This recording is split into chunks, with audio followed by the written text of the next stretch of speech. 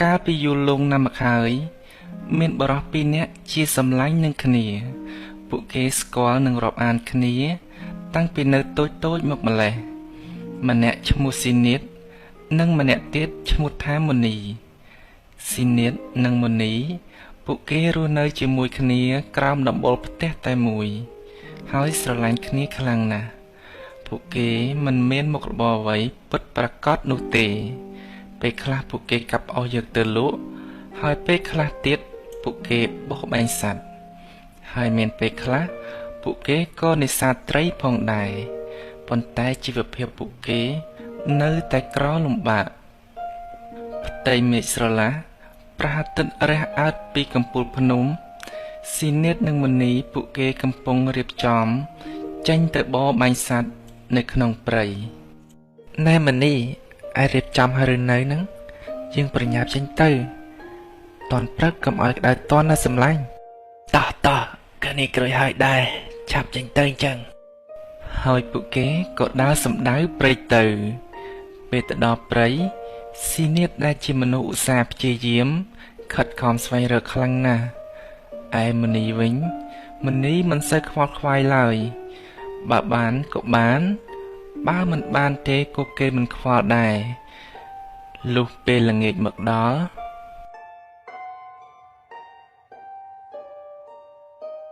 ស៊ីនៀតាឯងចាប់បានសត្វទេនឹងខ្ញុំចាប់បានទន្សាយមួយក្បាលដែរសម្លាញ់គ្នាចាប់ហើយចាប់សត្វមិនបានសោះថ្ងៃនេះមិនអីទេសម្លាញ់ទន្សាយនេះវាធំគ្រាន់បើដែរតើយើងញ៉ាំពីរនាក់គ្រប់ហើយតោះយើងទៅផ្ទះវិញនិយាយចប់ស៊ីនៀតនិងមុនីក៏ចេញដំណើរទៅផ្ទះវិញទម្រាំពួកគេដើរមកដល់ផ្ទះពេលរាត្រីក៏មកដល់ក្រោយពីពួកគេញ៉ាំបាយនិងនិយាយគ្នាមួយសន្ទុះស៊ីនៀតនិងមុនីក៏ចូលដេកទៅដោយសារតែឃើញអ្នកទាំងពីររស់នៅលំបាកនិងហត់នឿយយូរហើយលោកតាម្ចាស់ដីសម្រេចចិត្តឲ្យកំណប់មួយទៅអ្នកទាំងពីរលោកតាម្ចាស់ដីក៏បានពន្យល់សពអ្នកទាំងពីរដូចគ្នាលុះពេលព្រឹកមកដល់ពួកគេក៏ក្រោកឡើងហើយសប្បាយចិត្តដូចគ្នាមិនតន់ចេញពីកន្លែងដេកផងស៊ីនៀតនិយាយទៅកាន់មុនីសម្លាញ់ឯងដឹងទេយប់មិញគ្នាយល់សពថាមានលោកតាម្នាក់ឲ្យយើងទៅជីកំណប់នៅក្បែរដើមឈើមុខផ្ទះយើងថាម៉េចអីក៏ដូចគ្នាម្ល៉េះគ្នាក៏អញ្ចឹងដែរយល់សពដូចឯងអញ្ចឹងបើអញ្ចឹងមែនពិតជាល្អណាស់សម្លាញ់តោះយើងទៅជីកឥឡូវតែម្ដងទៅលុះពួកគេនិយាយគ្នាចប់ហើយក៏រូតរះមនីទៅជីកយកកំណប់នោះភ្លាមពេលទៅដល់ដើមឈើនោះហើយពួកគេខិតខំជីកខ្លាំងណាស់មិនខ្លាចនឿយហត់ឡើយពេលពួកគេជីកបានជ្រៅបន្តិចក៏ប្រទះឃើញឆ្នាំងកញ្ចាស់មួយបន្ទាប់មកពួកគេក៏ជីកបន្តទៀតរហូតអស់កម្លាំងរៀងខ្លួនទោះបីជាយ៉ាងណាពួកគេរកមិនឃើញមាសពេជ្រដូចក្នុងយល់សពឡើយដោយអស់សង្ឃឹមពួកគេក៏ឈប់ជីកហើយបានត្រឹមឆ្នាំងកញ្ចាស់មួយកាន់ចូលមកផ្ទះវិញប៉ុណ្ណោះពិតជាគួយខឹងមែនយើងយល់សពថាជីកបានមាសនិងពេជ្រដូចគ្នាតែដល់យើងទៅជីកបែរជាបានត្រឹមឆ្នាំងកញ្ចាស់មួយទៅវិញណាស់ហើយចុះសម្លាញ់ឆ្នាំងនេះក៏អាចនៅប្រើបានដែរវានៅល្អជាងឆ្នាំងដែលយើងដាំបាយរាល់ថ្ងៃផងឈប់គិតពីកំណប់នេះទៅនិយាយគ្នាចប់ស៊ីនៀតក៏កាន់ឆ្នាំងចាស់នោះយកទៅស្មាតចេញហើយក៏ដាក់ដាំបាយដោយសារតែនឿយហត់ខ្លាំងពេកពួកគេក៏ដេកលង់លក់បាត់ទៅដោយមិនបានឆែកបាយដែលបានដាំដោយប្រើឆ្នាំងដែលជីកបាននោះទេដល់ព្រឹកឡើងពួកគេពិតជាឃ្លានខ្លាំងណាស់ក៏ប្រញាប់ទៅយកបាយដែលបានដាំពីល្ងាចនោះយកមកឆីពេលដែលពួកគេបើកឆ្នាំងបាយឡើងស៊ីនៀតនិងមុនីពិតជាភ្ញាក់ផ្អើលខ្លាំងណាស់ដោយសារអ្វីដែលពួកគេបានឃើញមិនមែនជាបាយនោះទេតែជាពេជ្រភ្លឺចែងចាំងនៅចំពោះមុខគេទៅវិញស៊ីនៀតនិងមុនីពិតជាភ្ញាក់ផ្អើលនិងត្រេកអរខ្លាំងណាស់សម្លាញ់តាមពិតកំណប់គឺនៅក្នុងឆ្នាំងចាស់នេះសោះត្រូវហើយពេជ្រនេះពិតជាស្អាតមែនប្រកាសជាមានតម្លៃណាស់ហើយយើងនឹងលែងហត់នឿយទៀតហើយសម្លាញ់ប្រកាសណាស់ពួកយើងនឹងខ្លាចជាអ្នកមានហើយ ក្រោយពីពួកគេមានឆ្នាំងដែលដាំបាយចេញជាពេជ្រមកពួកគេក៏ក្លាយជាអ្នកមានស្ដុកស្ដំមិនខ្វះអ្វីឆីឡើយស៊ីនៀតដែលជាមនុស្សចិត្តទូលាយក៏បាននិយាយទៅកាន់មុនីថាណែសម្លាញ់យើងគួរតែយកមាសប្រាក់មួយចំនួនទៅចែកដល់អ្នកក្រីក្រអត់ឃ្លានខ្លះទៅឯងយល់យ៉ាងម៉េចអត់ទេសម្លាញ់មាសប្រាក់ទាំងអស់នេះជារបស់ពួកយើងទេវតាបានប្រទានវាមកឲ្យពួកយើងគ្មានហេតុផលអីដែលយើងត្រូវយកទៅចែកឲ្យអ្នកផ្សេងទេខ្ញុំមិនយល់ព្រមឡើយតែសម្លាញ់មាសប្រាក់ទាំងអស់នេះទោះជាយើងຕົកក៏យើងចាយមិនអស់ដែរហើយណាមួយបើយើងត្រូវការទៀតយើងគ្រាន់តែយកឆ្នាំងវេទមន្តនេះទៅដាំបាយទៀតទៅនោះយើងនឹងបានមាសប្រាក់បន្ថែមទៀតហើយក្រោយពីលើស៊ីនៀតនិយាយបែបនេះមុនីក៏ដាច់ចិត្តឲ្យស៊ីនៀតយកទ្រព្យសម្បត្តិខ្លះទៅចែកដល់អ្នកក្រីក្រប៉ុន្តែនៅក្នុងចិត្តមុនីនៅតែនឹកស្ដាយមិនចង់ឲ្យទ្រព្យសម្បត្តិនោះទៅអ្នកផ្សេងឡើយមួយរយៈកន្លងផុតទៅស៊ីនៀតនៅតែឆ្លៀតយកមាសប្រាក់ខ្លះទៅចែកគេទៀតដោយសារជាតិមុនីជាមនុស្សកំណាញ់និងលោភលន់ផងនោះមុនីក៏នឹកឃើញគំនិតមួយមុនីលែងចង់រស់នៅជាមួយស៊ីនៀតទៀតហើយមុនីគិតក្នុងចិត្តថាអញនឹងយកឆ្នាំងវេទមន្តនេះរត់ទៅឲ្យឆ្ងាយរួចហើយអញនឹងយកពេជ្រយ៉ាងច្រើនចេញពីឆ្នាំងវេទមន្តនេះទៅកសាងរាជវាំងដ៏ស្កឹមស្កៃមួយហើយអញនឹងសោយរាជ្យធ្វើជាស្ដេចនៅទីនោះក្រោយមកមុនីក៏ចាប់ផ្ដើមរៀបគម្រោងលួចយកឆ្នាំងវេទមន្តនោះមុនីបានលួចយកឆ្នាំងវេទមន្តទៅទាំងកណ្ដាលយប់ហើយគេទៅយ៉ាងឆ្ងាយមុនីទៅឆ្ងាយខ្លាំងណាស់គេគិតតែពីដាល់ទៅឲ្យឆ្ងាយរហូតធ្វើឲ្យគេវង្វេងផ្លូវទោះបីគេចង់ត្រឡប់ទៅរកស៊ីនៀតវិញក៏មិនអាចរកឃើញដែរលុះគេទៅដល់ស្រុកមួយដែលមានទេសភាពស្រស់ស្អាតមុនីចាប់អារម្មណ៍ចង់រស់នៅទីនេះគេសម្រេចចិត្តថានឹងកសាងអនាគតគេនៅទីនេះនៅស្រុកនេះពិតជាមានទេសភាពស្រស់ស្អាតខ្លាំងណាស់អញនឹងរស់នៅទីនេះជាមួយនឹងឆ្នាំងវេទមន្តនេះហើយយើងនឹងសាងសង់ទីនេះឲ្យក្លាយជាទីដ៏អស្ចារ្យមួយមុនីនឹកស្រមៃចប់គេក៏ទៅរកកន្លែងដាំបាយដើម្បីយកពេជ្រចេញពីឆ្នាំងវេទមន្តគេដើរចូលទៅក្នុងព្រៃស្ដុកមួយកន្លែងគេក៏ដាំបាយហើយសង្ឃឹមថានឹងបានពេជ្រមួយឆ្នាំងដើម្បីប្រើប្រាស់មួយសន្ទុះក្រោយមកបាយក៏ឆ្អិនអាយ៉ាទីបំផុតវាឆ្អិនហើយពេជ្ររបស់ខ្ញុំមុនីបើកឆ្នាំងនោះយ៉ាងរីករាយតែមិនដូចអ្វីដែលគេស្រមៃនោះទេមុនីមិនបានឃើញពេជ្រឡើយអ្វីដែលគេឃើញនោះវាគ្រាន់តែជាបាយសធម្មតាមួយឆ្នាំងប៉ុណ្ណោះមិនក៏អញ្ចឹងឯណាពេជ្ររបស់ខ្ញុំមិនក៏អញ្ចឹងមុនីបានព្យាយាមម្ដងហើយម្ដងទៀតតែបាយនៅតែមិនអាចคล้ายជាពេជ្របាននោះទេតាមពិតឆ្នាំងវេទមន្តនេះវាស័ក្តិសិទ្ធិនៅពេលដែលមុនីនិងស៊ីនៀតនៅជាមួយគ្នាប៉ុណ្ណោះមុនីគេនឹកស្ដាយក្រោយខ្លាំងណាស់តែមិនអាចវិលទៅរកស៊ីនៀតបានទេដោយគេវង្វេងផ្លូវមានតែទ្រាំរស់នៅក្រលំបាកដូចមុនប៉ុណ្ណោះដោយសារតែចិត្តកំណាញ់និងភាពលោភលន់របស់ខ្ញុំធ្វើឲ្យខ្ញុំត្រូវរស់នៅលំបាកដូចមុនដដែលឯស៊ីនៀតវិញគេដឹងថាមុនីលួចយកឆ្នាំងវេទមន្តនោះទៅតែឯងតែស៊ីនៀតមិនខ្វល់ទេគេពេញចិត្តនឹងទ្រព្យសម្បត្តិដែលគេនៅសេសសល់ស៊ីនៀតបានរស់នៅយ៉ាងសុខសាន្តជាមួយអ្វីដែលគេមាននៅពេលនេះ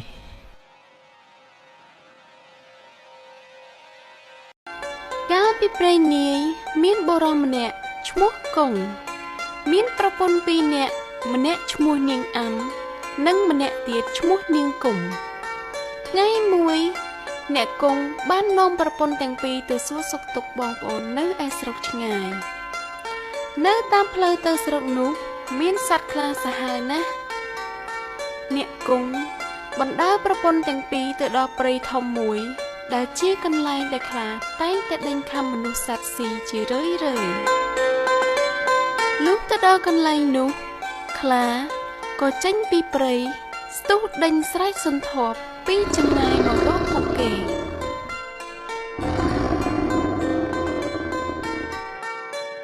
អ្នកគង់មិនដឹងជាកិច្ចទៅទីណាក៏រត់ចូលទៅក្នុងរូងឈើរៀកនោមព្រោះភ័យខ្លាចញ័រអស់ទាំងប្រាណនាងអាំនិងនាងគង់ក៏ព្រួតគ្នាវាយខ្លានេះទាល់តែងាប់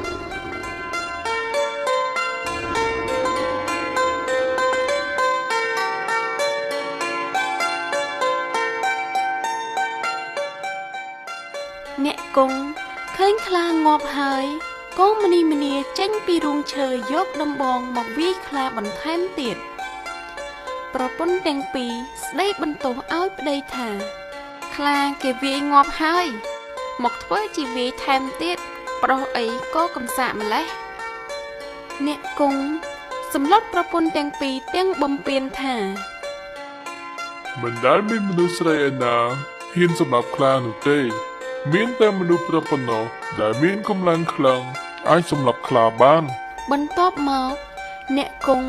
ក៏បោចវល្លិចងខ្លានោះសែងចូលទៅក្នុងស្រុកទាំងអស់គ្នា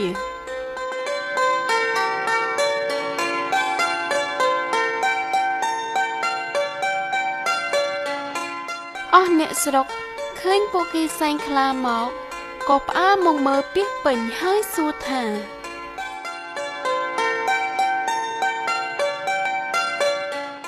តើអ្នកធ្វើដូចម្តេចទើបសម្លាប់ខ្លានេះបាន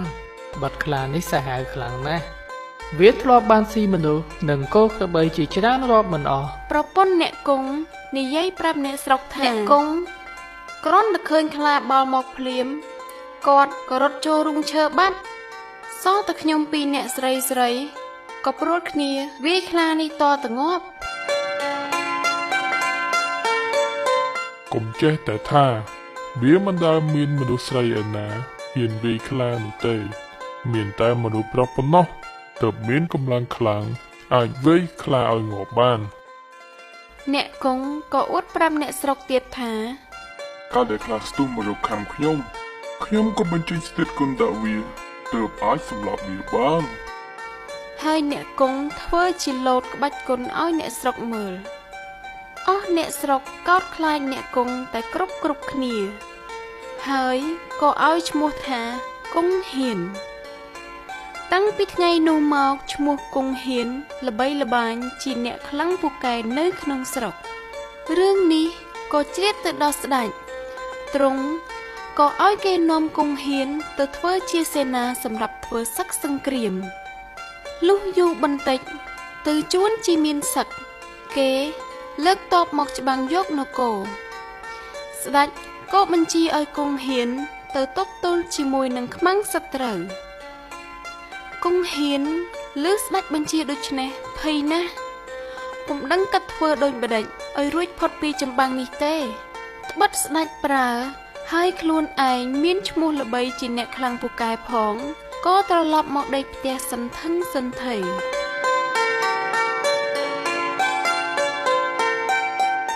ប្រពន្ធទាំងពីរចូលមកដល់សួរថា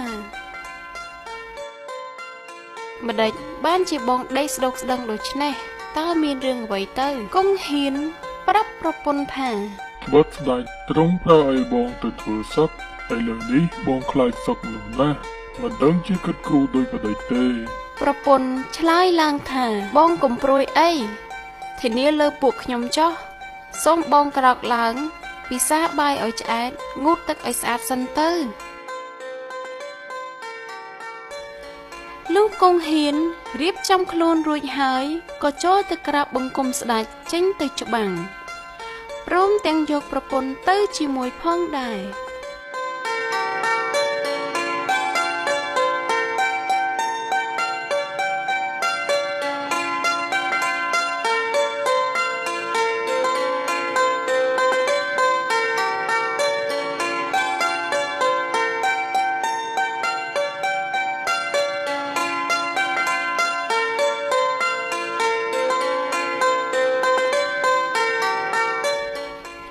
គង់ហ៊ានជិះនៅលើក្បាលដំរីប្រពន្ធជិះពីក្រោយមានរែពលហែហោមអមមុខក្រោយជាក្បួនទ័ពត្រៀបត្រាពាសពេញផ្លូវ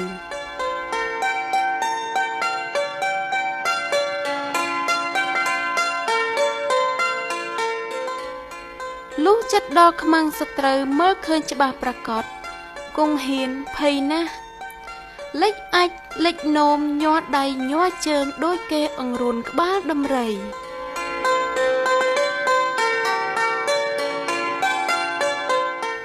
រីឯដំរីស្មានថាគេអង្រួនឲ្យខ្លួនបោលចូលក៏ចេះតែបោលសម្រុកទៅមុនរេពលទាំងអស់គ្មាននរណាតាមទាន់ឡើយពួកសត្រូវឃើញគង់ហ៊ានបំបោលដំរីដូច្នេះគិតស្មានថាមេតបនេះខ្លាំងពូកែក៏បាក់តបរត់យកតែប្រះអាយុរៀងខ្លួនគង់ហ៊ានឃើញខ្មាំងសត្រូវរត់ទៅអស់ក៏ធ្វើជាអួតក្អេងក្អាងដាក់ពួកនីមើនឲ្យកោតខ្លាចអស់នីមើនឃើញគង់ហ៊ានលិចអាចដាក់ក្បាលដំរីស្អុយពីពេញដូច្នេះក៏សួរថាលោកមេតបហេតុអ្វីបានជាលោកលិចអាចលិចដុំដូច្នេះកំពុងតែច្បាំងនឹងសត្រូវបើរវល់តែចុះទៅបន្ទោបងនោះខ្មាំងមកសម្រាប់យើងអត់អំពើទៅហើយទេឬអស់នីមើននឹងរេពលឬគង់ហ៊ាននិយាយដូច្នេះអ្នកខ្លះមានប្រាជ្ញាគេដឹងថាគង់ហ៊ានខ្លាចសត្រូវណាស់តែអ្នកខ្លះមិនសូវជាមានប្រាជ្ញាក៏កោតខ្លាចគង់ហ៊ានជាអនេកគង់ហ៊ានបានឈ្នះសត្រូវហើយត្រឡប់ចូលនគរវិញស្ដេចទ្រង់ជ្រាបថាគង់ហ៊ានបានទទួលជ័យជំនះទ្រង់ត្រេកអរជាខ្លាំងក៏ព្រះរាជទានយសស័ក្តិជានីមើនធំតាំងពីថ្ងៃនោះមកគង់ហ៊ានរត់តែអួតក្អេងក្អាងជាអ្នកខ្លាំងពូកែថែមទៀត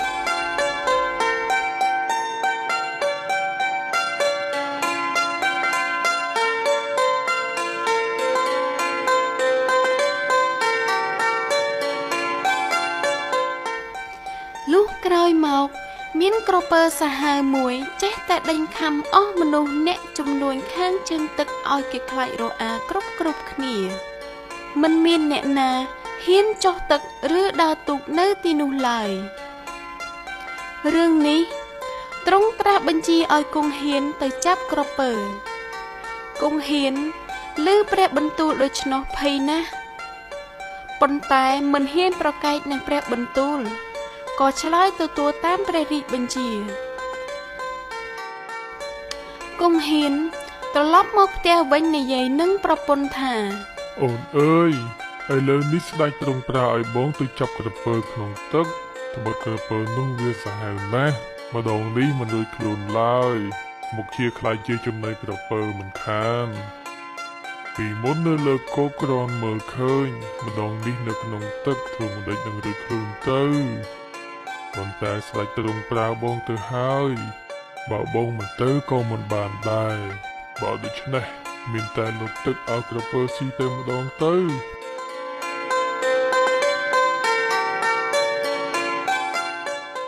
គង់ហ៊ាន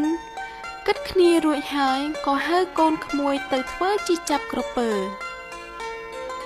អស់មនុស្សម្នាមហាជនបានឮថាគង់ហ៊ានទៅចាប់ក្រពើក៏បបួលគ្នាទៅមើលច្រើនកកក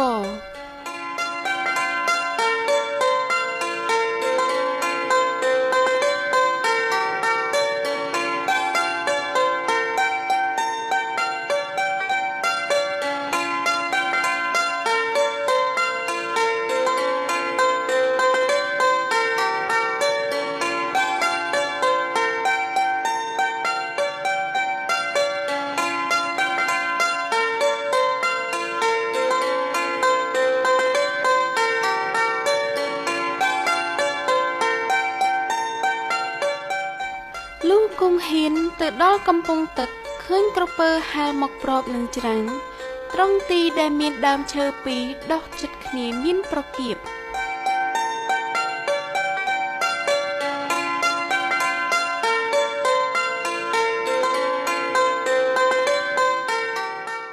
គង់ហ៊ាន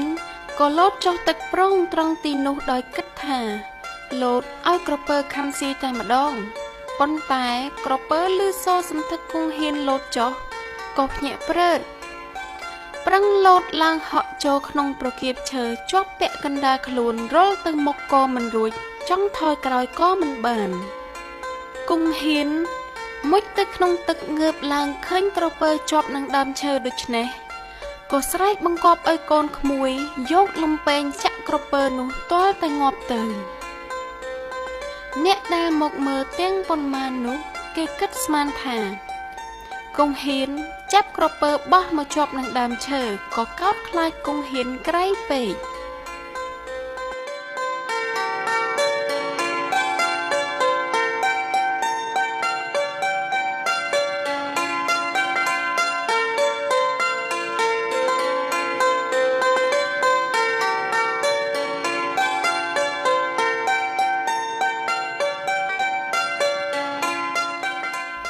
គង់ហ៊ានបានឃើញក្រពើងាប់ដូច្នោះក៏រឹតតែអួតក្អេងក្អាងខ្លាំងឡើងទៀតហើយចូលទៅក្រាបទូលស្ដេចថាខ្លួនបានចាប់ក្រពើចោលឡើងមកលើគោកស្ដេចក៏សពព្រះតីប្រោះព្រះរាជទានយសស័ក្តិឲ្យគង់ហ៊ានឡើងជាធំលើសពីមុនទៅទៀតនិងព្រះរាជទានទាំងអំណាចទាំងរង្វាន់ជាច្រើន